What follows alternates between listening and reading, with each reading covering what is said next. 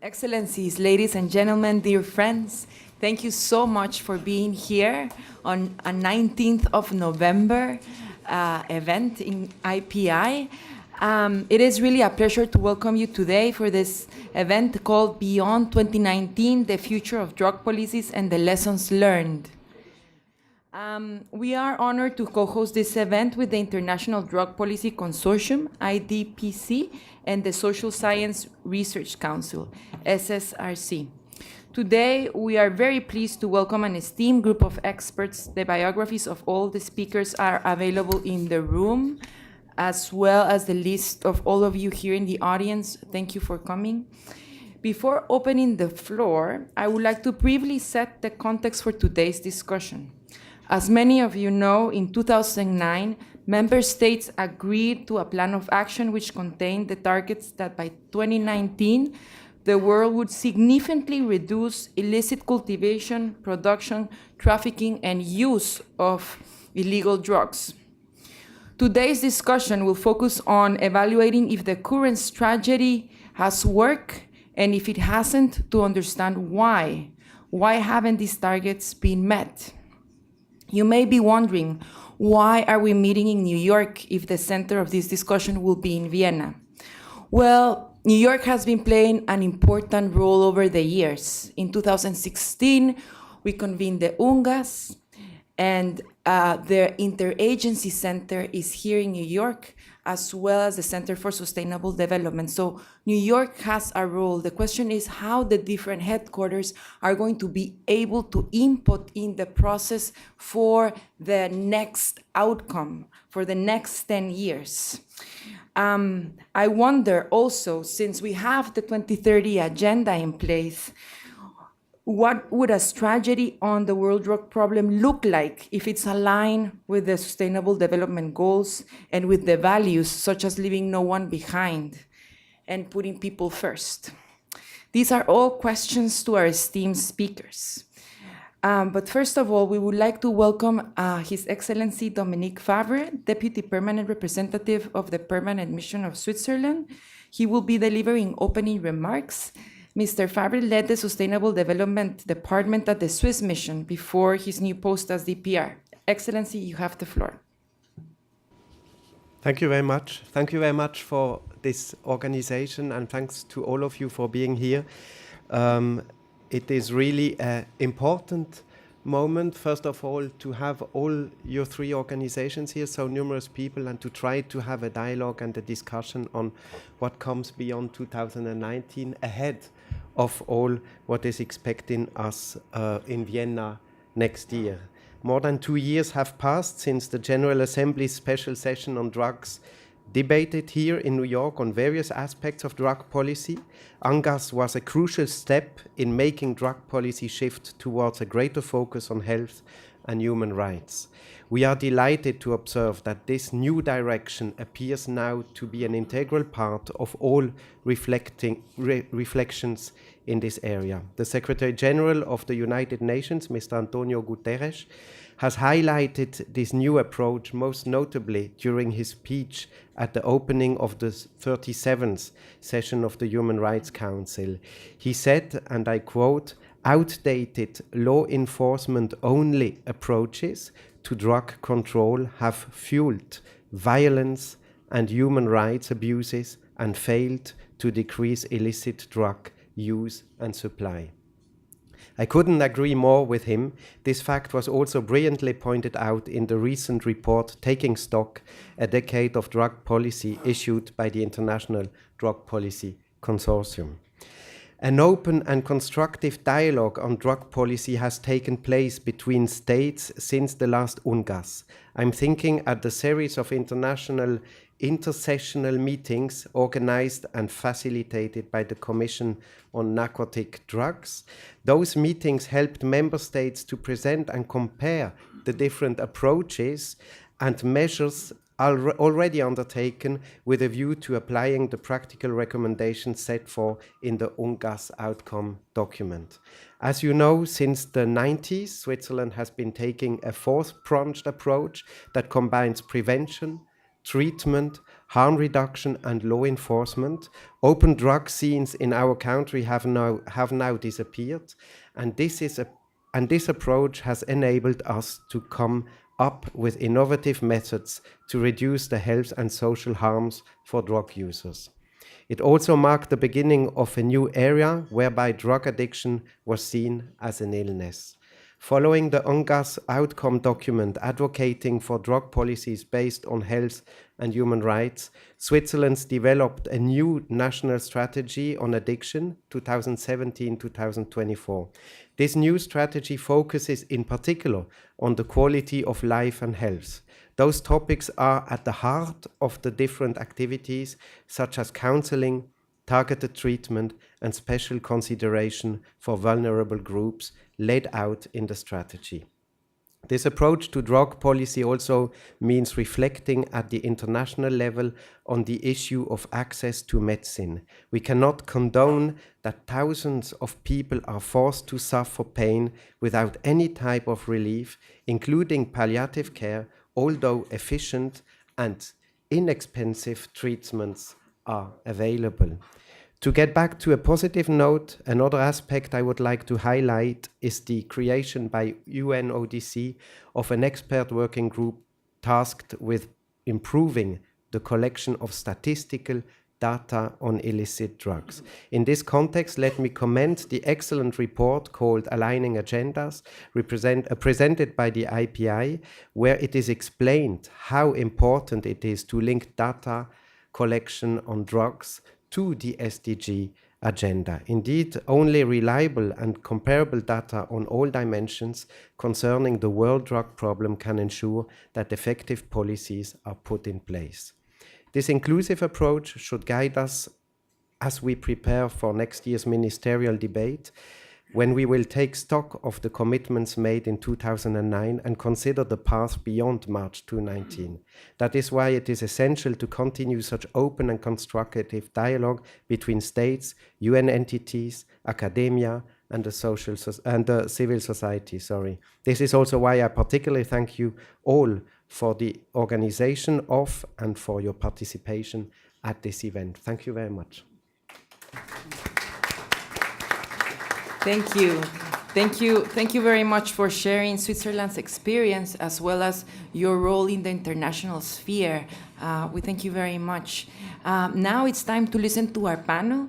Our speakers today are Her Excellency Ms. Helen Clark, Global Commissioner for the Global Commission on Drug Policy, Ms. Anne Fordham, Executive Director of IDPC, Mr. Craig Mokhiber, Director of the New York Office of the High Commissioner for Human Rights, and Ms. Simone Monasabian, Director of the UN Office on Drugs and Crime in the New York office. First, we will hear from Her Excellency Ms. Helen Clark. As you all know her, she has worn so many hats. In today's capacity, she's the Global Commissioner. Excellency, you have the floor. Well, thank you very much, Madam Chair, and thank you to IPI for hosting this very important event in the run-up to the ministerial meeting of the Commission on Narcotic Drugs next March. And I agree with you, it's very important that discussions like this take place in New York and also in Geneva to enlarge the circle of the diplomatic community and civil society who are engaged in the debate about where drug policy should go. Here in New York, we have the major development funds and programs headquartered. In Geneva, we have the health and human rights organizations of the UN headquartered, and they all bring very, very important perspectives to the discussion and dialogue that we're having today and in the months going forward. As you said, Madam Chair, I'm speaking as a member of the Global Commission on Drug Policy. We are a grouping of former heads of state and government and other leaders. The late Kofi Annan was a member. And we are dedicated to promoting evidence-informed drug law and policy reform. There are countries which have moved away from prohibitionist approaches to people-centred and human rights-based approaches to drug policy, and they are getting good results. Switzerland is one of them, and the Deputy Permanent Representative has just outlined their comprehensive four-pillar approach. Portugal is another, and really extremely successful in having gone from having the highest level of drug-related deaths in the 1990s in Western Europe to the lowest today. And I really do commend our Secretary-General in his time as Prime Minister of Portugal for having the courage to take the decisions which led to these much better outcomes. But what the Global Commission sees as not working at all is the approach mandated by the UN Conventions on Drugs. For the past half century, prohibitionist policies have been pursued through often fierce law enforcement and even militarisation. And that has resulted in what UNODC itself described in the World Drug Report of 2008 as unintended consequences. Well, let's decode what the unintended consequences are. A great many deaths, a thriving illegal market, over-incarceration, health epidemics of HIV, hepatitis, TB, and of course the drug overdoses, and even lack of access to pain relief, medication and treatment. As always, it is the poorest and most vulnerable and most marginalised members of society who are most impacted, the ones we must not leave behind if we're true to the 2030 agenda. But member states could change course on all this, both unilaterally, as has been seen in Switzerland, Portugal, most recently in Canada and in Uruguay on the legalisation and regulation of cannabis. And they could change course when ministers meet in Vienna in March to review the implementation of the 2009 Political Declaration and Plan of Action on Drugs. It is, in the view of the Global Commission, most unfortunate that there has been no comprehensive official review of this past decade of drug policy. But fortunately, civil society has come to the rescue, and Anne Fordham is going to be speaking in detail about the review that they have done, taking stock a decade of drug policy, which I was pleased to contribute the forward to. And I believe the findings are compelling. The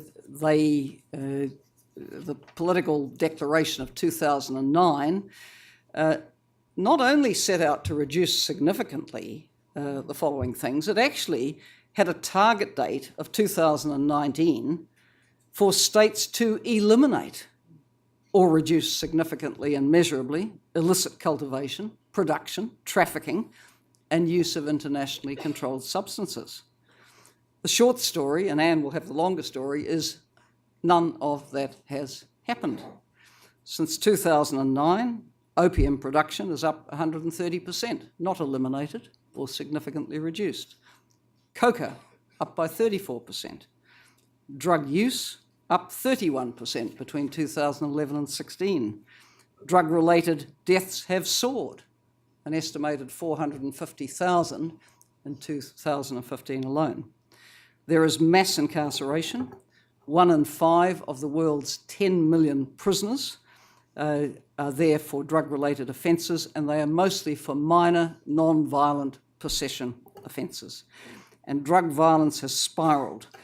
Our commission met in Mexico late in September, where President Zedillo presented us with the results of the review that he and colleagues had done, outlining since the start of the war on drugs in Mexico, around 2006, 250,000 deaths, more than 30,000 disappeared people, and from recollection, some 300,000 internally displaced people. A very heavy price to pay for a war on drugs. So in the view of our Commission, and in view of these facts, we believe that the course set by the 2009 Political Declaration is a failure, and we have to learn from that. Further, we see the failure as a significant barrier in the way of achieving the SDGs, and not least SDG 16 and Target 1, which asks us to significantly reduce all forms of violence and related death rates everywhere. So the Global Commission on Drug Policy hopes that the next decade on drug policy will align with the 2030 agenda. And we have a position paper on that, which was launched here in New York during the high-level segment of the General Assembly in late September. Also in September in Mexico, we released our latest report on the direction for future drug policy, and it is on regulation, the responsible control of drugs. And we say that just as societies regulate other things with the potential for harm, whether they be tobacco, alcohol, road safety, guns, food standards, there's no end really to the list of things that we regulate, so drugs should be regulated and states should accept their responsibility to do so. So we do hope that member states will not simply rubber stamp a repeat of historical mistakes on drug policy, but rather be bold in supporting pragmatic, evidence-informed and effective responses to the presence of drugs in society. And there are a number of countries which point us in the various ways that that could be achieved. Our report offers a range of reform options, including the development of a new framework convention to replace the current ones, or amending the existing conventions. For countries, of course, which want to act unilaterally, they have the option of withdrawal and re-entry with reservations, which was, of course, taken, I understand, by Bolivia. Others are in what might be described as respectful non-compliance. And then there's the possibility of what is called inter se modification, which is an established mechanism within the 1969 Vienna Convention on the Law of Treaties, whereby a group of member states can modify a treaty amongst themselves. So we would urge all member states to look at all the options in the interests of modernising drug policy, in the interests of leaving no one behind, in the interests of reducing deaths, injury, incarceration and violence, in the interest of regulating markets to take these goods out of criminal hands, in the interests of introducing massive harm reduction policies, which do work, and in the interests of upholding human rights and advancing the well-being of the most marginalised people in our societies. The 2016 UNGAS on drugs here in New York did make some headway in broadening the approach to drug policy to encompass health and human rights considerations. And we think it's extremely important that that spirit should be carried forward and that the ministerial in March should not go backwards. Thank you.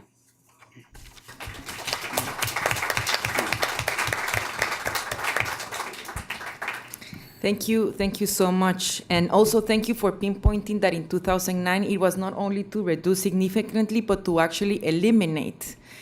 I guess that policymakers in 2009 felt that 2019 was very, very far away, but now 2019 is around the corner. So I'm glad that our next speaker can help us redress the course. Anne Fordham is the Executive Director of IDPC. And we know that in both 2009 and in the UNGAS outcomes mentions the importance of the role of civil society. And you have been leading a shadow report ahead of the 2019 review. I would call it a light report because it shouldn't be in the dark or in the negative side, but it should be in the light, well, we're showing it here. So can you tell us more about the key insights and how can it address the failures of the past? Thank you. Thank you. Thank you very much, Jimena, for the introduction. Thank you also to IPI and SSRC for jointly hosting this event with us. Thank you for the opening remarks. Switzerland has shown strong leadership on a health and human rights-based approach to drug policy, both domestically but at the United Nations also, and also has been a strong supporter of the IDPC, but also the broader engagement of civil society. I also want to thank my fellow panelists for joining us today for this important discussion on the lessons learned and the future of drug policies. So as has already been discussed, this is a really timely panel because we're at this critical juncture in global drug policy. We already know, you've already been told, the current global 10-year plan the Political Declaration and Action Plan on Drugs, agreed in 2009, ends in just a few months. And the overarching targets of those documents was, exactly as Jimena just said, to significantly and measurably reduce or eliminate the global drug market. And I guess we don't need to ask you how you think we're doing towards those targets with just a couple of months left to go.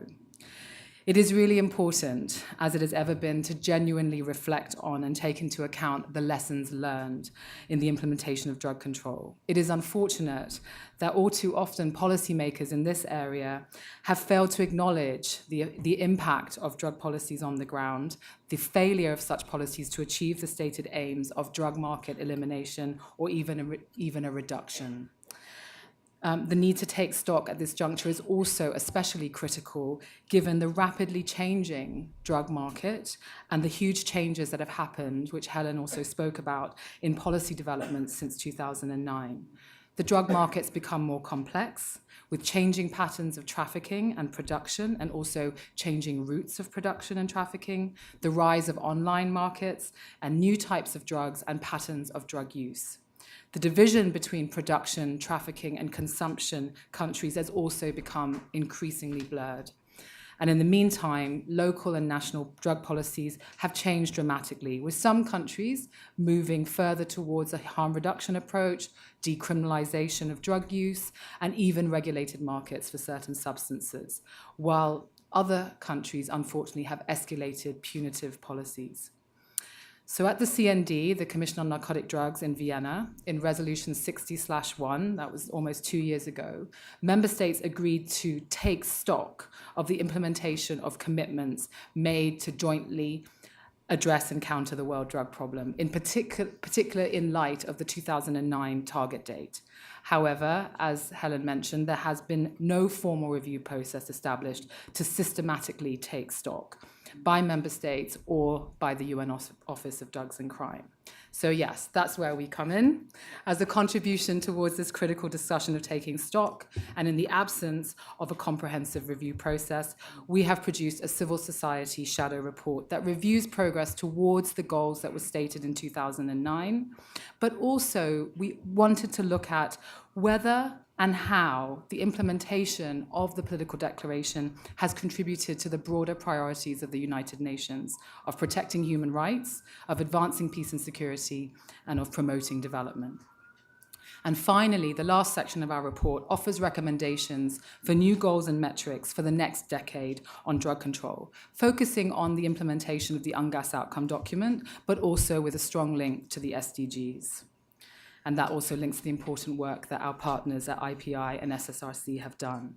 In terms of the methodology we used, in addition to looking at the progress to the targets from 2009, which were the sort of high-level targets, we actually pulled out 33 actionable and measurable actions from the 234 actions in the plan of action. We looked at data that was available between March 2009 and July 2018, and the data is largely taken from UNODC, but also supported by other UN data from the Office of the High Commissioner of Human Rights, UNDP, WHO, UNAIDS, and others, as well as academic and civil society research. The report contains some 685 references and was a huge collaborative effort of the IDPC network with nearly 50 author contributions from across our civil society network. There's a great deal of data in the report, and I invite you to read it. We have hard copies here at the back. It's also online. For now, I will just briefly share the headlines. Firstly, with specific reference to the targets from the 2009 political declaration. Helen has mentioned some of this data, but I will restate it because I think it's important. So target 1 seeks to reduce or eliminate the cultivation of certain plants, namely opium, coca, and cannabis. Data from the UNODC shows us that over the last decade, there's been an increase in opium and coca cultivation, which are now at record levels. Target 2 seeks to reduce both illicit demand of drugs as well as the health and social risks. However, we note, as Helen mentioned, a 31% increase in the global demand for all drugs. And with respect to reducing health and social risks, we have not seen a reduction in HIV, Hep C, and TB prevalence amongst people who use drugs. Overall infection rates have remained stable, and in some regions are still increasing. There's been a worrying increase in drug-related deaths, and I don't need to talk about what is happening here in the United States. And as Helen mentioned, WHO reported 450,000 deaths in 2015 alone. Around 1/3 to 1/2 of these are fatal but mostly preventable overdose. Target 3 seeks to reduce the availability of psychotropic substances, including synthetic drugs. There's been a huge increase in the number of what they call new psychoactive substances on the market. And in addition, the available data shows increasing production and expanding markets for methamphetamines and the record levels of the illicit use of prescription drugs in some parts of the world. Target 4 seeks to eliminate or reduce the diversion of trafficking of precursors, but despite the best efforts of member states, the International Narcotic Control Board reports an increase in the use and number of precursors. And finally, Target 5, to eliminate or reduce money laundering. Again, despite tighter controls, estimates are that less than 1% of all money being laundered is currently being seized. So in addition to looking at those targets and other actions, which are detailed in the report, we felt it's simply not enough to look at progress towards those increasingly meaningless goals in our view. So in parallel, we looked at the impact of policies on the fulfillment of human rights, in particular the right to health. From a harm reduction perspective, globally, only 1 in 100 people who uses drugs lives in a country with adequate coverage to both needle and syringe programming and opioid agonist therapy. While for evidence-based drug treatment, there is reportedly little increase in the availability of drug dependence treatment between 2010 and 2016. In terms of access to controlled medicines, and this is another huge area of failure, given that in the conventions, there is a dual obligation in addition to prohibiting supply and use to medical and scientific purposes, was also to ensure the availability of controlled drugs for the relief of pain and suffering. But in fact, WHO reports that around 75% of people remain without access to adequate pain relief, and this is primarily in the global south. WHO says that around 92% of the world's morphine is consumed by only 17% of the world's population. In terms of other human rights impacts, we have seen a continued use of the death penalty for drug offenses and a very troubling increase in the number of extrajudicial killings committed in the name of drug control. With respect to human rights associated with incarceration and disproportionate punishment, as Helen mentioned, 1 in 5 prisoners worldwide is incarcerated for a drug offense, the overwhelming majority of whom are incarcerated for simple possession. In certain regions, the proportion is even greater for women, who are the fastest growing prison population in many parts of the world. Finally, in terms of advancing development, there has been too great a focus on eradication measures at the expense of a broader development focus that takes into account issues faced by communities in both rural and urban contexts. So to conclude, in formulating the next phase of drug policy, we as the IDPC network are calling on member states to honestly consider the progress, or the lack thereof, that has been made towards the 2009 goals to significantly reduce or eliminate the drug market, as well as progress towards the implementation of the UNGAS outcome document. As our shadow report states, it is difficult to credibly claim any progress given the reality of a robust and growing illicit drug market, coupled with an unprecedented rise in both drug-related harms, as well as the devastating policy harms. It's time that the international community moves away from these damaging and unrealistic drug-free goals and considers adopting more meaningful goals and targets in line with the 2030 Agenda for Sustainable Development and international human rights commitments. In formulating social and public policies, it's fundamental to consider the impact on the lives of people and communities, on public health and on human rights, both at the core of the values of the United Nations. I'm very much looking forward to the discussion that we'll have with you all today and how we take into account these lessons learned. And I've heard it many times in drug policy making discussions, but I will say it again, that we cannot keep doing the same thing and expecting different results. That is the definition of insanity. Thank you.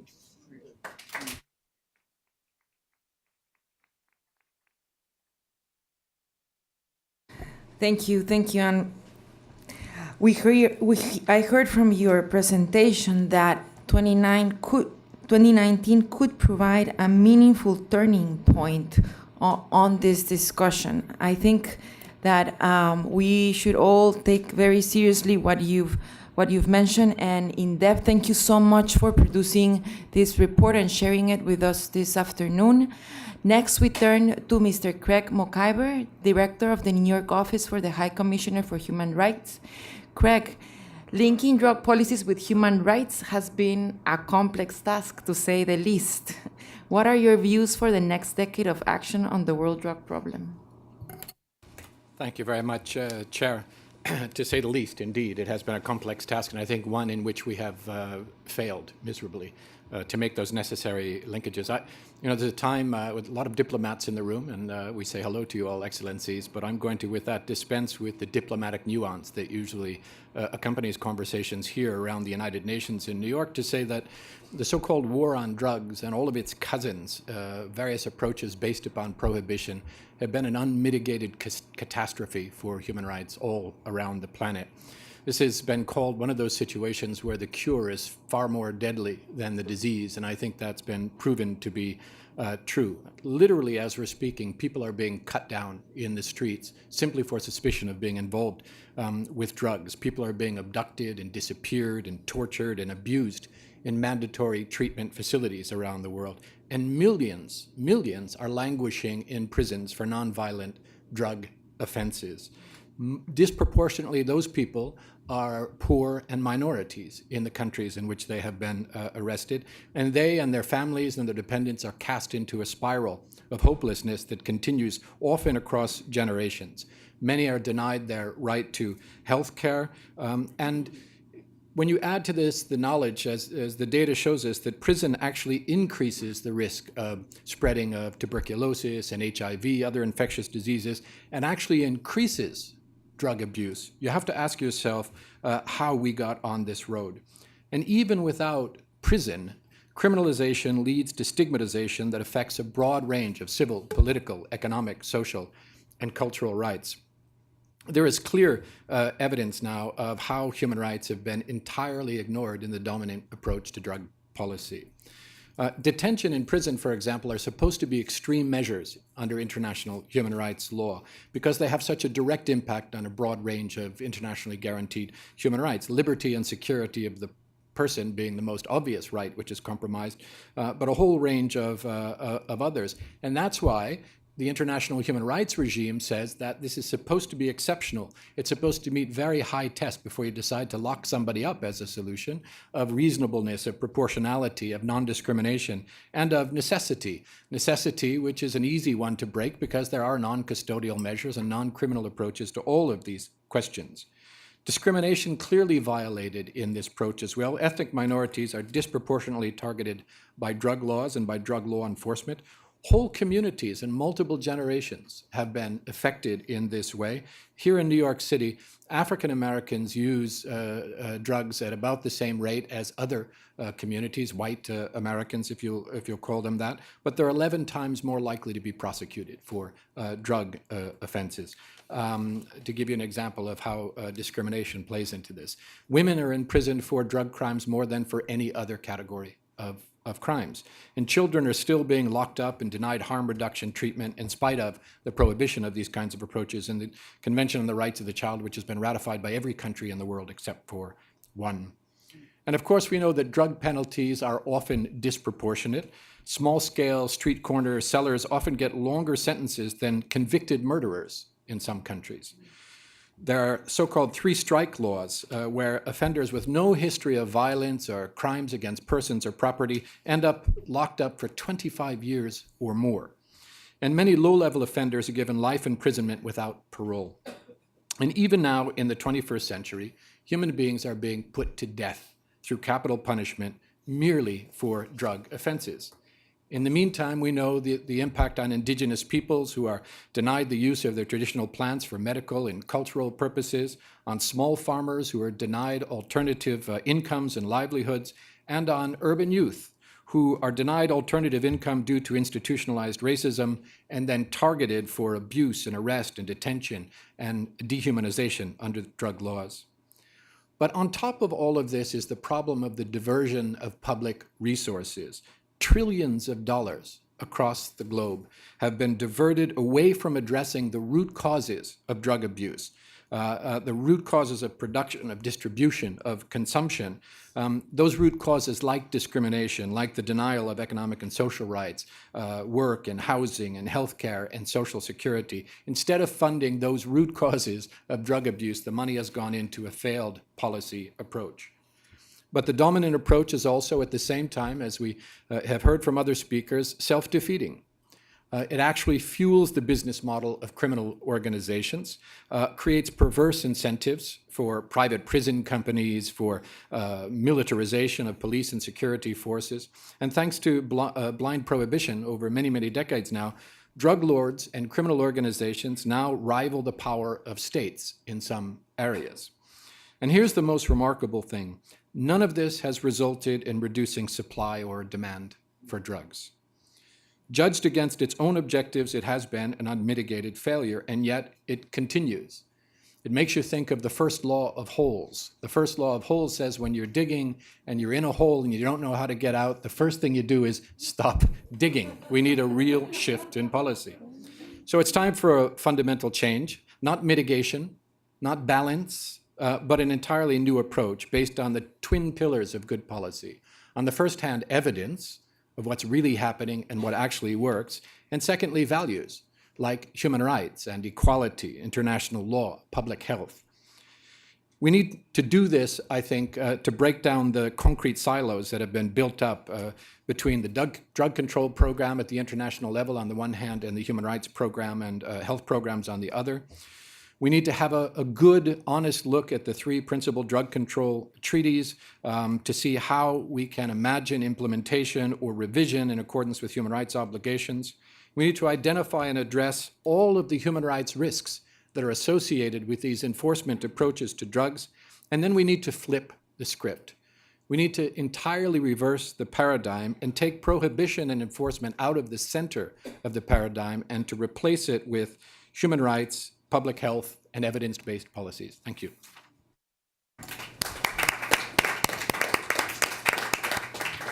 Thank you, Craig, and thank you for pinpointing that the world drug problem has a race, is gendered, it affects children, and also the fact that it has had a huge diversion of public funding. Thank you so much. Last but not least, we'll give the floor to Ms. Simone Monesavian, Director of the UNODC office here in New York. Simone, thank you. For inviting me to be here today. It's nice to be back with IPI again. And as my brother Craig mentioned, I think that we all agree in the UN Secretariat that the approach must be a human rights, public health, and evidence-based approach.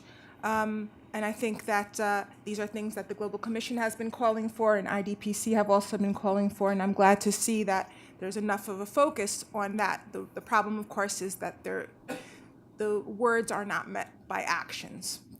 And I think that we need to understand a little bit where we really stand in New York. I like our opening speaker's explanation that it also matters what happens here, not just what happens in Vienna. And so I've been really following closely what's been going on for the last 3 months, not only in the last 2 years since the UNGAS document was agreed to by consensus, but just since September 24th.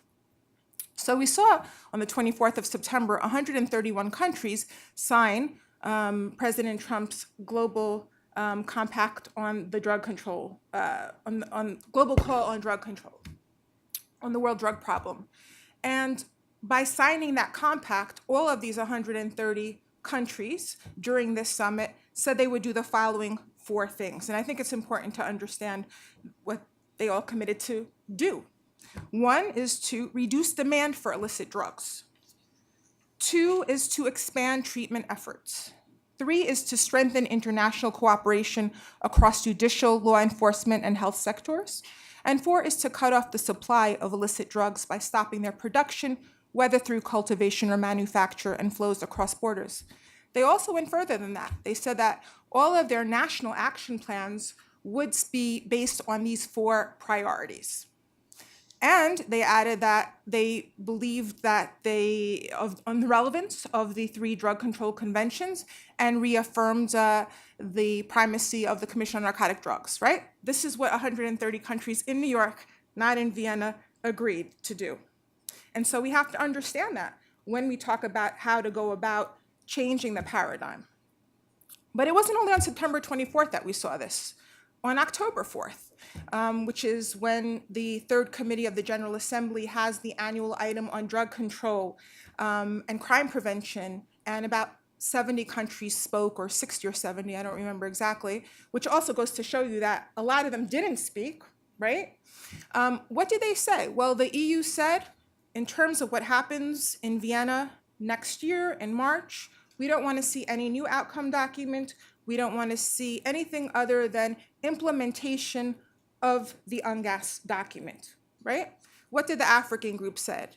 We want to make sure that drug control within the 3 conventions is the focus. And the ASEAN said, we want to continue our zero tolerance policy, right? So that's here in New York, again, not in Vienna, just last month. And it was very interesting to me what Colombia highlighted. And I'm just going to read one line from what they said. They said that on the 19th of as of the 19th of September 2018, the armed forces of Colombia eradicated 37,000 hectares of illicit crops, in addition to 26,219 hectares that were voluntarily eradicated, right? So they felt necessary to highlight this in October, which is interesting.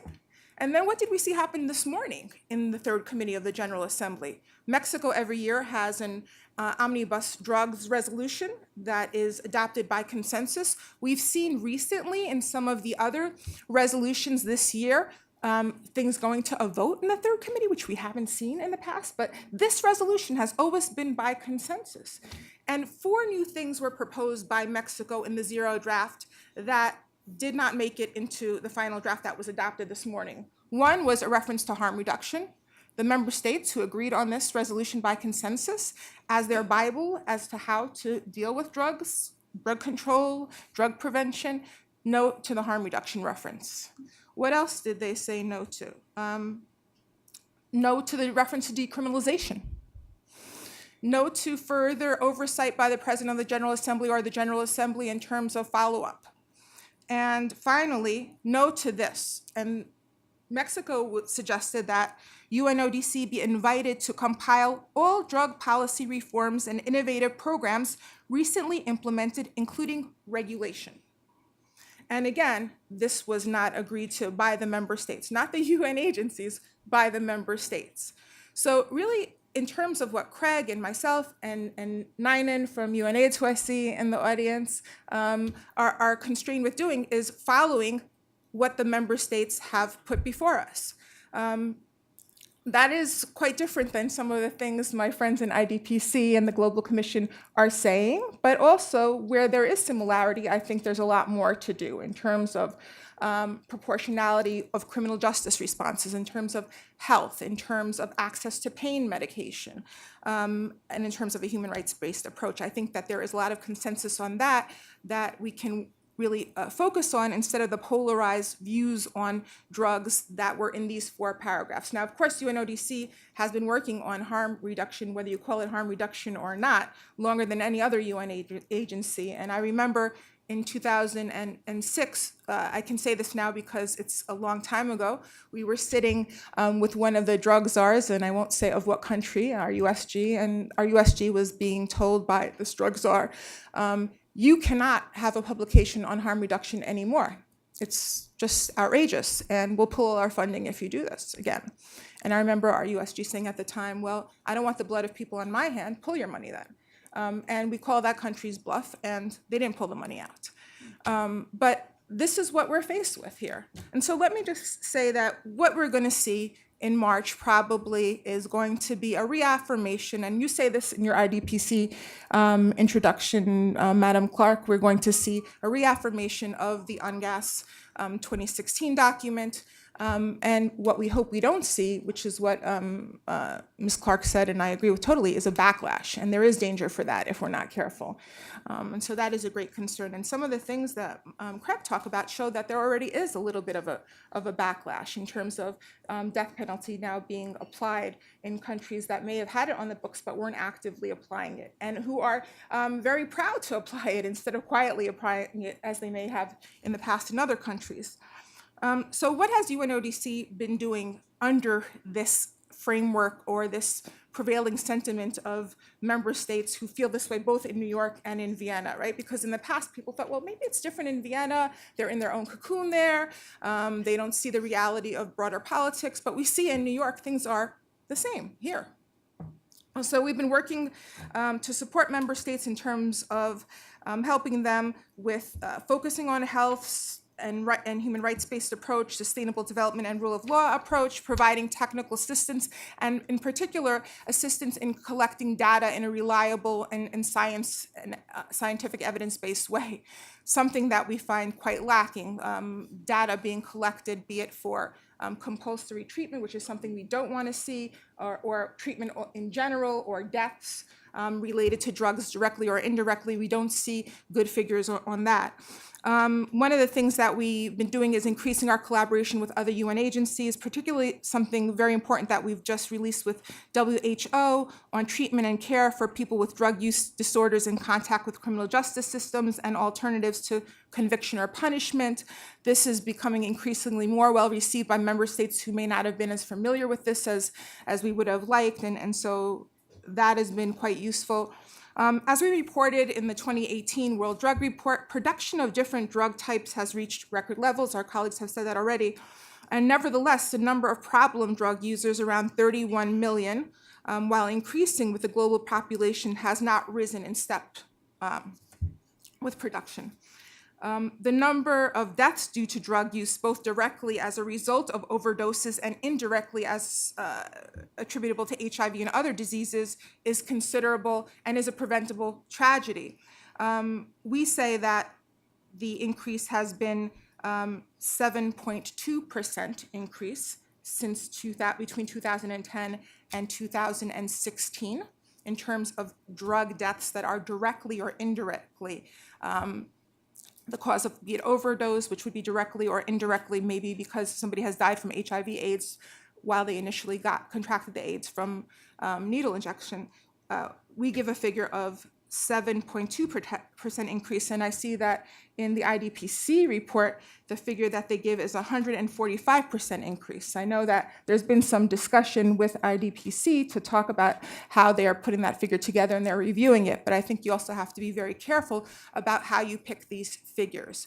Are you looking at figures of from 2005 to 2011? Are you looking at figures from 2010 to 2016? And are you looking at figures of all deaths? Are you looking at figures of just those that are directly from drugs? And more importantly, if you're saying there is an increase and the population has also increased, is there really a percentage increase? Is it just that the number of people in the world, deaths in general and births in general, have increased, and so too would the number of people who die from drugs, without there being an actual percentage increase? The other thing that I wanted to say is that right now there are undeniable challenges. No matter how much we advocate together with one voice in the UN system for more to be done on access to medications, for more to be done in terms of helping people in prisons, and women in particular, who not only, you said women, if they're put into prisons or jails, it's more often than not drugs. But even worse than that figure is the fact that when women are put in jail, the consequences that they suffer are far more dangerous than men, be it because of stigma, be it because family networks disintegrate, because people may support a man put in prison and they will not do so with women, but also when women are put into incarcerative circumstances, they are 35% more likely to be, 35% of all women are put in prison because of drugs, while only 19% of all men are put in prison because of drugs. So that is an area where we want to see some more work done in terms of the adverse consequences on women. I have 2 more minutes left, so let me just see what else I want to mention. Death penalty. Here we have a very interesting situation where Craig's good office, on behalf of the Secretary General, every 5 years produces an excellent report on the abolition of the death penalty. And I will trade my report with yours if you allow me to do so. And every 5 years, UNODC, on behalf of the Secretary General, produces a report on how to minimize the use of the death penalty, use it in only the most serious cases if you're going to use it in conformity with the ICCPR, and to have due process around using it. But be it Craig or myself, we are both against the death penalty. That is the Secretary General's view and all UN agencies' views. But there is something to be said, in addition to blanket condemnations, which we all are for quiet diplomacy, to talk to some of these member states quietly and get them to, if not remove the death penalty from their books, which we all would like to see, not to implement it. And we have been successful with some member states in the last couple of years in that, and I won't mention which member states, but I think all of you know. At the end of the day, what I really would like to say that engagement and targeted pressure can work, sometimes with quiet diplomacy, sometimes with strong condemnations, but we need both. And the impact of the drug problem is not the same around the world. Risk and regulation mean one thing in Canada or California and another thing in Kabul. As we have seen recently in some countries, zero tolerance approaches have also unfortunately been met with overwhelming popular support. The easy availability of drugs is considered by people there to be a threat to their communities, to their security and well-being. And us sitting here and talking about this is not going to change how they deal with that. I think that that's something that we need to discuss a lot more. So I thank you all for your time. I would just like to say that we want to encourage health and rights-based proportionate criminal justice responses, the need to build capacities and train law enforcement to act in accordance with the rule of law, and evidence-based prevention and treatment and alternative development as long-term objectives. Thank you.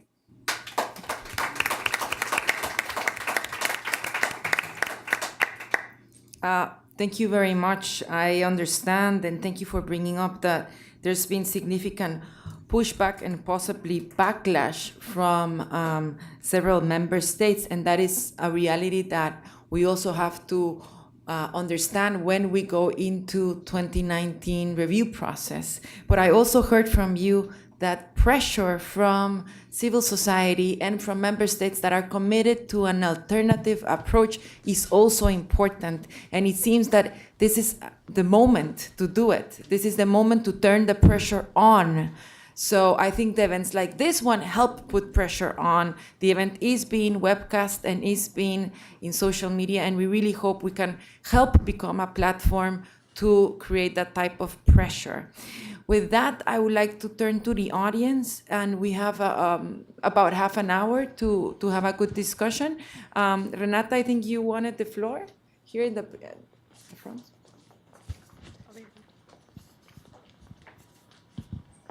Thank you. Thanks, everybody, for very interesting conversation. I have two questions, actually, if I may. The first one is for the panel overall. If the goals that have been set by 2009 are not being reached, if maybe the ways in which we're measuring are not correct, what would you propose? What would be the ideal for the next 10 years? What should we be looking at? What should we be measuring? What should be the goals that we were reaching? And the second question may be inspired by Simon's very timely, accuracy. If you summarize the panel, it's like evidence shows that this isn't working. We're repeating it, so we're all crazy. It's in a way what's happening, right? Like every evidence tells us this isn't working, but the countries keep signing in.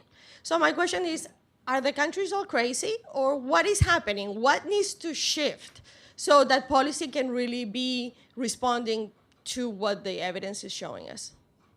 Thank you, Renata. We'll take two more questions, and please introduce yourself when you ask the question. The lady over here. Oh, the gentleman and then the lady. Yes? Please introduce yourself. Have we answered her questions? No, we will. I will take 2 or 3 questions and then come back to the panel. Okay, thank you. Please be brief. Yes, I will be brief. My name is Jack Creation, In 1977, I became the chairman and founder of the Robert F. Kennedy Scholarship Fund, the RFK Fund. In Cleveland, Ohio, the home of the first community nonprofit organization on earth, we gave birth to the first deferred sentencing programs in judicial history in this country. 1977 is 40 years ago. The habilitation programs, how do you rehabilitate a community that never has been habilitated to begin with?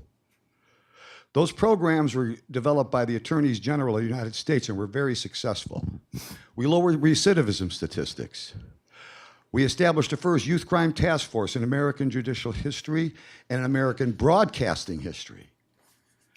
We made a difference. And then my life changed, and I had to go into my global work on this subject. Okay, my question to you is, I have not heard the word recidivism in this particular forum, number one. When you analyze recidivism, you begin to understand that the gateway drug, which was never a gateway drug for first offenders that went to prison as they're going today in 1977, we could prevent that from occurring with the deferred sentencing programs. Now, today, the gateway drugs are coming out of, ladies and gentlemen, it's pharmaceutical companies, it's Oxycontin, it's fentanyl. I haven't heard those topics addressed today.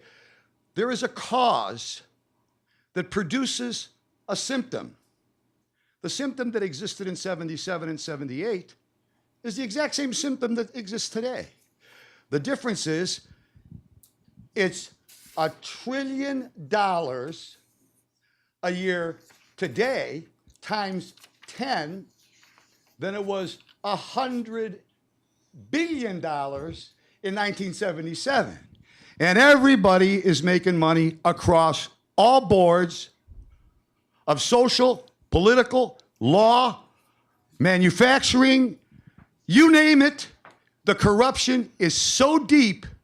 And believe me, you're talking to a man that went to 200 prisons and spoke about the problem. One key I found to be truly amazing. When you evoke the Spirit of Christ, question is coming. I want to hear how they deal with the cause. When you evoke the Spirit Sir, of Christ. please go to the question now. Question, okay, Question. right now. Yeah. How do we, excuse me, thank you. How do we deal with the cause in direct relationship and in perfect balance with the symptom? Because until that happens, this is insanity. Thank you very much.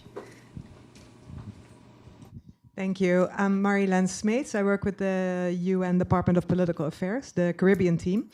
And I was very interested in, well, of course, all your presentations, but in particular, what you mentioned, Ms. Clark, about this possibility that a group of member states make a change to the treaty.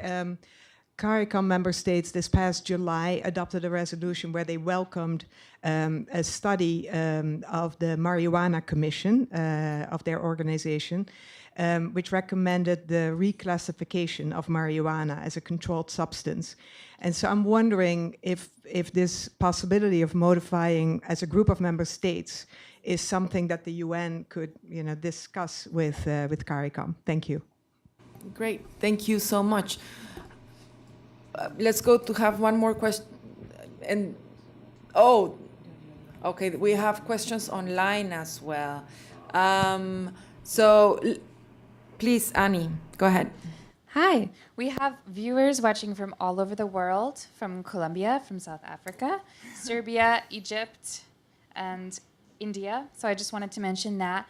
Eleanor Bennett is with the Women's International League for Peace and Freedom. She says evidence shows that the majority of drug users and sellers are both men, but that the disproportionate victims of punitive drug policies are women.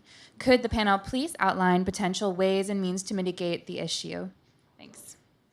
Great. I think we'll return to the panel and then we'll go back to another set of questions. Excellency, would you like to start? Well, I'll start with the response to the first question, which is what to do. And as I said, it's very unfortunate that there's not an official review of the results of the political declaration on this decade. of 2009 to 19, because an official review would have to conclude that it hasn't worked. And as Anne said, keep doing the same thing, you get the same results. So it will continue not to work, and all the consequences which we've elaborated on and Craig has set up very forcefully from a human rights perspective will continue. So in an ideal world, of course, member states would acknowledge that it hasn't worked and would then be asking for advice on what might work.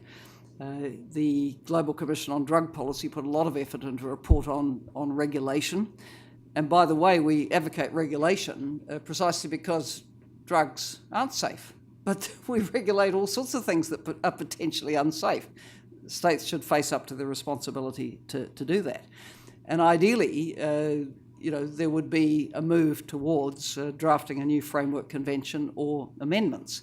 Now, precisely because of the political dynamics, which UNODC has outlined today, of course, it's very unlikely that you will get a consensus around this course.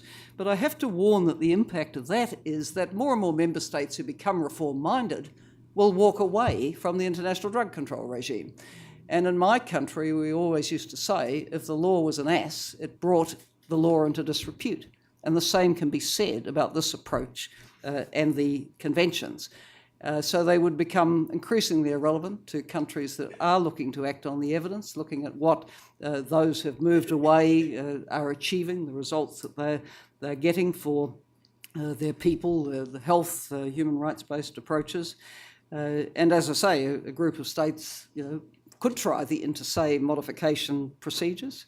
That's one way forward. But simply to confirm the approach, which is pretty much what the US drafted Take It or Leave It declaration that 131 countries were persuaded to sign did, and I'm very proud that my Prime Minister did not, and made it clear she did not, and New Zealand did not support these approaches. But a lot of countries were put under a lot of pressure to go down that route. So, the debate is live. It will continue. It will be forceful in March, and it will go on beyond that. And countries will continue to reform as they see appropriate, regardless of the conventions, actually. Thank you very much. Anne, and then we go to this part of the panel. Yes, thanks very much for the questions. I just on your first question, I think is an important one, and I think more work and more thinking needs to be done around what meaningful targets and goals would look like, and that discussion is to some extent happening in Vienna, but obviously, as Simone has highlighted, yes, there isn't a consensus in Vienna, which is also an important point. I would say that there is quite disparate views in terms of what should happen going forward. Of course, there are member states who feel they would prefer to restate the drug-free goals that they have, despite the fact that they will not achieve them as aspirational goals. Our view is that those goals in and of themselves, in addition to being unrealistic, are also damaging and drive a lot of punitive responses. And also, in another 10 years, do member states really want to come to the table and only speak of failure once again, or not speak of it, as the case may be?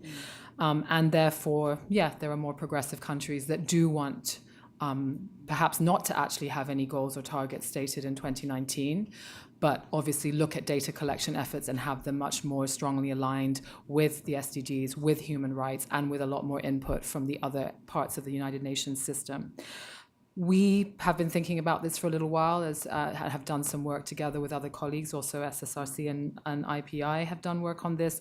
More meaningful goals and targets could be around reducing the violence associated with the drug market, reducing the rate of overdose deaths, reducing HIV and hepatitis C infection among people who inject drugs, reducing corruption, reducing poverty in areas where people are cultivating crops for the illicit market, or in areas of trafficking. So that's just a starter in terms of where we think some of this discussion could go in terms of what the targets really could be and what needs to change and what needs to shift. So I just wanted to say that.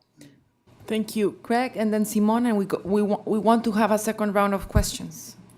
Okay, so then very briefly, I mean, international treaties can be adjusted, can be amended. There are ways to address this, but individually by ratifying parties, but also collectively. So that should not be off the table at any moment, I think. Secondly, I think is to get drug control mechanisms to look at least as hard at the impact of drug policies as they do at the impact of drugs. Because to look at it just in that, sort of very narrow way without looking at the impact of those policies is really what led us to where we are now. And that has not happened yet, even beyond law, into the policy side of things. What to do to reduce the impact on women and what to do to address the issue of recidivism for me is the same answer, which is stop locking people up just for nonviolent drug crimes. Empty the prisons of people who are there only for those reasons. Those problems are being created by the use of prison to deal with the social phenomenon, which is always a disaster and has these kinds of consequences. Our government's crazy. I don't know, but I know that the problem here is in the way the incentives around policy making, both at the global level and at the national level. I mean, it's not unique to drug policy. We've seen it with migration, we've seen it with climate change, we've seen it with economic policy, where rather than basing policy on evidence and things like the rule of law and human rights and equality and a healthy climate, policies are based on things like base politics, perverse incentives of everything from large corporations, pharmaceutical corporations sometimes, private prison companies I mentioned before, military lobbies that make a lot of money out of militarizing law enforcement responses. Those things are influencing policy as well. And I think at the center of it is the failure to integrate human rights and public health directly at the center of drug policy. So I think until we make that switch, we're going to continue to deal with all of the consequences of policies that purport to be drug control policies but don't control drugs and have all of these collateral harms as well. Yeah. Thank you, Craig. Simone? Sure. In terms of the question about will there be any change, does pressure work? Because I started off by saying, look what happened in the last 3 months. 131 countries reaffirmed the conventions right here in New York. Whether you like it or not, that's a fact. I look at this a little bit more on from a long-term view. In the 1990s, I was a defense attorney, and I was fighting the Rockefeller drug laws in New York State and the mandatory minimums in federal courts. And I was quite an aggressive defense attorney fighting these things, and I always believed that eventually the laws would change. And I remember my boss at the time, the late great civil rights lawyer Michael Kennedy, said that they would change, but he knew it would take a long time.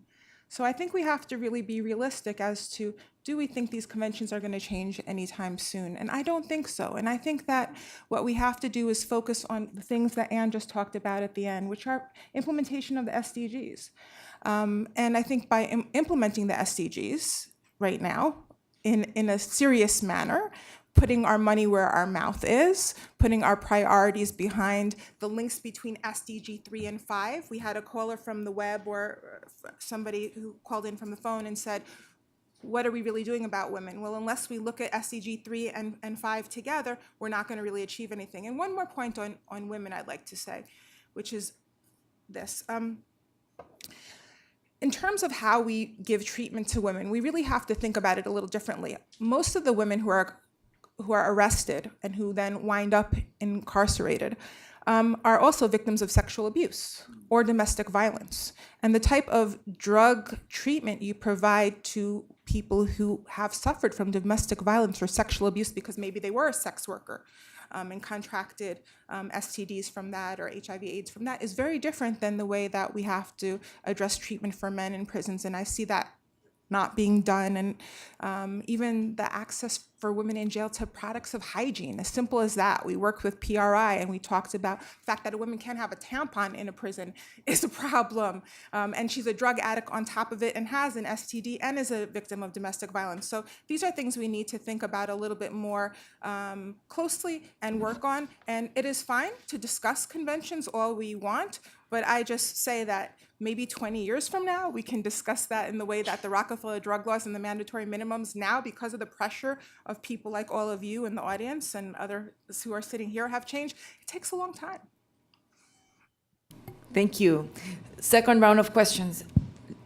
Thank you so much to all the panelists. My name is Karen Kaplan. I'm from Asia Catalyst, and I've worked in Asia with people who use drugs, people living with HIV, other criminalized populations for the past 30 years. And I'm curious what each of your organizations and agencies are thinking about this shrinking civil society space. I sit on the technical review panel of the Global Fund, and even though it's supposed to be catalytic funding for key populations right now, almost nothing is trickling down. And even when it gets down, those groups are unable to be on country coordinating mechanisms. Their governments are not allowing them to participate. And now with national security laws, like in China and elsewhere, it's really very difficult for key affected populations, for people to participate and to be involved in policies and get funding at their national level. So I think this is critically connected to the SDGs and all of the issues that are already so terrible facing these populations. What are your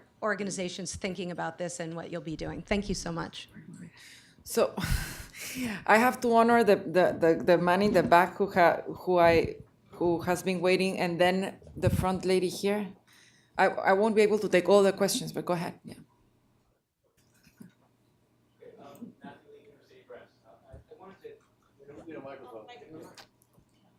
David. In covering the Security Council, this issue mostly comes up in terms of like the mission in Afghanistan, and the reports are pretty they seem very much for introduction, even military action against producers. So I'm wondering what this side of the UN, at least hearing from those officials, think can be done about that. And then Simone, since I'm having some problems these days getting into the building to ask these questions, I'm wondering in the third committee, how many states do you think oppose the various paragraphs? And do you think, I watched the other things in the third committee, and votes were, recorded votes were held on a number of things. Would it have been smarter to sort of isolate the states that were opposed to them, or what's your sense of how extensive the opposition, like to harm reduction, for example, would have been if they'd held a vote? Thanks a lot. Hi, I'm Heather Haas. Thank you very much. Thanks to all the panelists. I also work with IDPC, and I'm the chair of the New York NGO Committee on Drugs. My question is pretty quick. I just wanted to, there's this growing effort in amongst the UN agencies to have this better coordination around the drug policy and the implementation of UNGAS. I wonder if you could talk a little bit more about that, and if this is actually, it's really a new thing. It's something that we haven't seen before, and it came out of the UNGAS. So it's really sort of a collaborative group. I don't know if it's really a formal group yet, but maybe you could give us a little bit of information on that and talk a little bit about how, whether you think that effort will move this debate forward, and how can we support that effort? Thank you. The lady in red in the back. Thank you so much. My name is Bircan Ömer. I represent the Light Millennium Organization. We have not dealt with the drug issue, but my concern is in connection with the internet, and I'm here to learn to understand, not just hear a piece here and there. But the main concern comes in, which has not mentioned here, which is in reference to drug control war in drugs. So where it comes dealing with internet that doesn't have any borders. And I assume, please forgive me for my next comment, is all this increase in the shadow report, my comment based on what I heard, I think that internet free ordering caused that, and I have not heard how that control regulation will come in the next 10 years, next decade. Thank you so much. Great. And last question to the young man here. Yeah. Hi, I don't have a lot of credentials to roll out. I'm just a student. But my name's Sebastian, and I've got a question for y'all. So one thing that you said that really stuck in my brain was that there's two pillars to good public policy. There's evidence and there's values. We have all the evidence, right? We've done all the studies. We've seen it happen in a lot of countries, and people still don't care. They still don't believe us. So how do we change the values to get people to be on our side and to promote harm reduction internationally? Thanks. Great, thank you. So we will reverse the order. We'll start from the last speaker, and that will also include the concluding remarks. I will ask all my speakers to be brief because we do need to end the event at 2:45.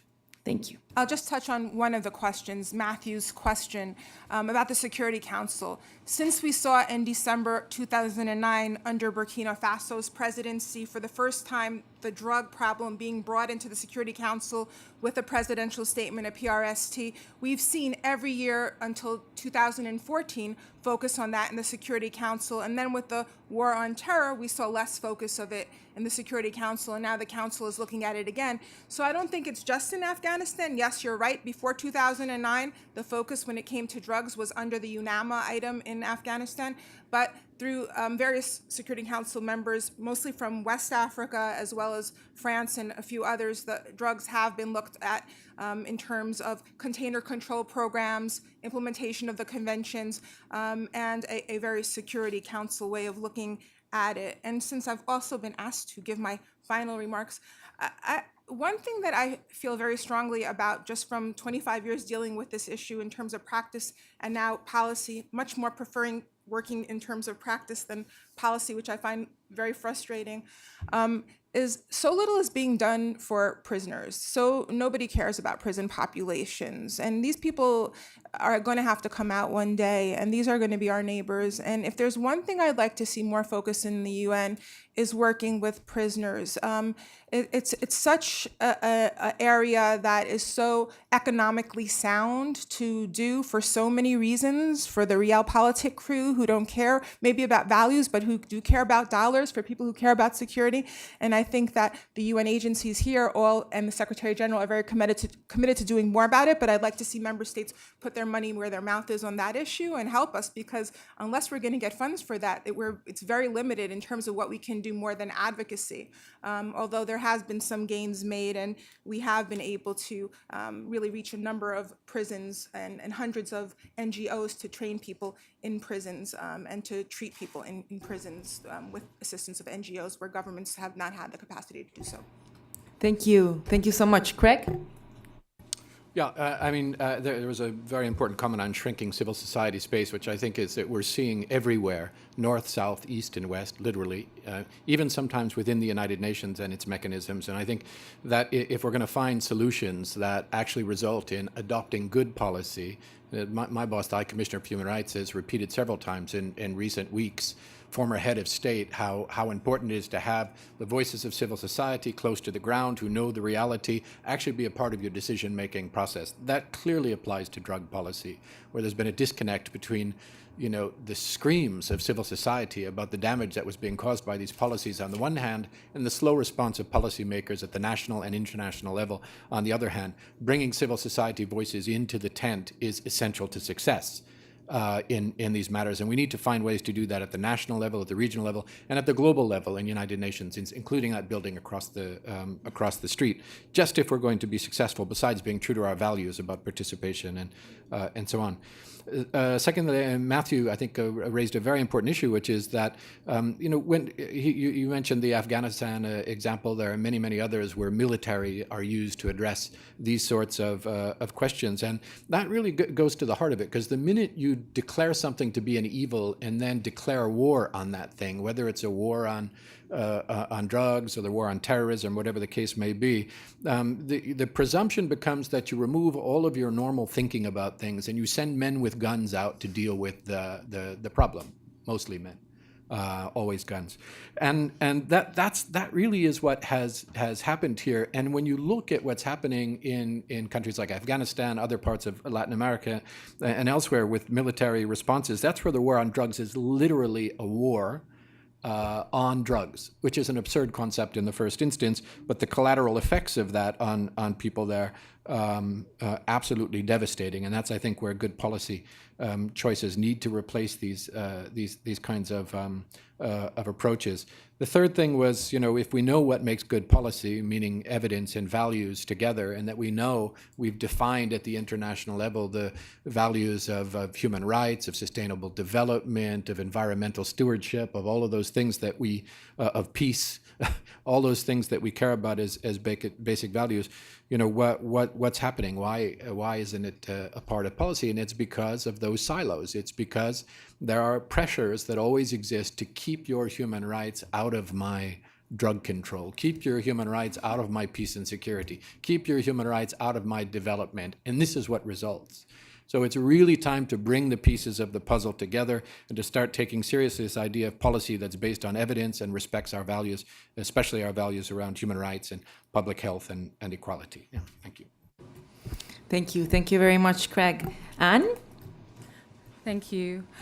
So because you've mentioned it several times, Simone, I thought it was important to just let everyone know the situation that happened with the global call to action in Vienna after 133 countries were essentially strong-armed into signing it by the US here in New York, was that at the first intersessional meeting in September, one of the first things that the US delegate in Vienna said was that they would not bring the call to action into the UN debates and they would not be using it as a basis for discussion going forward for 2019. So regardless of the fact that it was signed and potentially does show some support for certain aspects of drug policies, it's not a part of the discussion going forward amongst member states. I think the question from Karen from Asia Catalyst, we feel it very acutely. It is very real that there is a shrinking space for civil society, and and I think as IDPC and together with our work with the Vienna and New York NGO committees and part of the civil society task force that is collating and supporting civil society access into the debates for 2019, really trying to bring people from the global south and from affected populations, people who use drugs, people who've been incarcerated, people who are affected by lack of access to pain, farmers from the global south into the discussion and to elevate their points of view, both within the UN debates, but support them to engage at the national level in an increasingly difficult environment. And in some countries, it isn't safe for them to speak out. And we also have to be very aware of those dynamics. But we also call on member states and the UN to continue to defend the role of civil society, fund civil society work, whether it's in delivering services or whether it's in advocacy, and really try and protect that. I think I'll sort of end by sort of saying that, although there's, we feel frustrated in terms of some aspects of the, UN drug control debate, I think overall, I wouldn't be doing this work, I suppose, if I didn't feel some optimism too. I think the debate is changing. The terms of that debate is changing. There's much more discussion in Vienna around human rights obligations than there has ever been before. The engagement of the Office of the High Commissioner for Human Rights on this issue in the last 2 years has been unprecedented and continues to drive a shifting discussion that really puts human rights at the center. Yes, not all member states are happy about that, but it is the role of the UN to continue to bring their mandate to bear on these discussions and show leadership. You referred to the interagency coordination effort. We're looking forward to hearing more about that, but I think that can only be positive. Although UNODC has a lead on these issues, it doesn't have the monopoly, and certainly following from the UNGAS outcome document with a greater focus on human rights, on health, on development, we need the other agencies at this table, and we need that to further discussion and take it forward. So thank you very much. Thank you, Anne. And Ellen, you have the last word. Yep. Well, agreeing with everything that Anne and Craig said on civil society, let me also add that the Global Fund is the major funding arm of the HIV and TB responses, I think has an absolute responsibility to see that funding does get through to civil society. You cannot have effective responses in fighting these diseases unless you engage civil society. Yet that space is shrinking. In many countries, civil society is being blocked from getting international funding from donors, for example. This is deplorable. And also as we talk about shrinking civil society space, let's note shrinking space for journalism, targeted killings of journalism, exclusions of journalists in certain forums, including across the road here. Secondly, on coordination of UN positions, well, coordination's all very well, but in my opinion, the agencies with a development perspective, a health perspective, a human rights perspective, and the HIV response perspective have to be free to speak truth to power. They have perspectives, they're grounded in evidence and knowledge of the issues, and their ability to speak should not be constrained by any coordination. And on the last point from Sebastian, We've got the evidence. What about the values? I come back to Craig's point that when you have conventions that really label drugs as an evil, there's a kind of logic that is followed from that the people who use them are evil, and therefore almost anything can be done to these people. And that, of course, is where the human rights abuses and the punitive approaches come in. So we really do need new convention, right? We need serious change in the conventions. It won't happen overnight, but certainly the Global Commission will be strongly advocating for approaches actually based on evidence and what works for people's health, well-being, and so on. Thank you. Thank you. Thank you very much for our speakers. I think they deserve a round of applause. And thank you all for coming.